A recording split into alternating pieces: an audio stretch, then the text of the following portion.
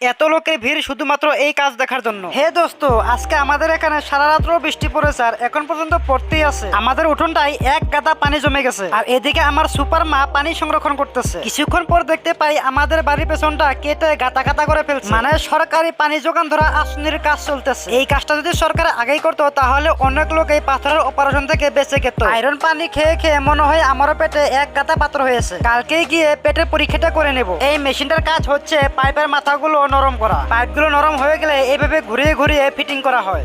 প্রথমে পাইপ দেখতে ঠিক এরকম, পাইপ ফিটিং করা হয়ে গেলে দেখতে ঠিক এরকম হয়ে যায়। দাদারা এখানে কাজ করছিল আর আমরা সবাই দাঁড়িয়ে দাঁড়িয়ে দেখছিলাম। পাইপগুলো ফিটিং করা হয়ে গেলে গর্ত দিয়ে এরকম লাইন করে বিছিয়ে তারপর এই কোয়ালিটিতে লাগিয়ে দেওয়া হয়। তারপরে চলে যায় লোকাল আইপিএল খেলা দেখতে। এসে দেখি মাঠের অবস্থা কেরোসিন, এক গাদা পানি আটকে গেছে, এটাকে সাফ করতেছে। স্টার্ট হয়ে গেল টি-20 ম্যাচ আর আমরা সবাই দাঁড়িয়ে দেখছিলাম। খেলা শেষ হলে চলে আসি এই দোকানে ঘুগনি খেতে। দেখো রাক্ষসটা কিভাবে খায়।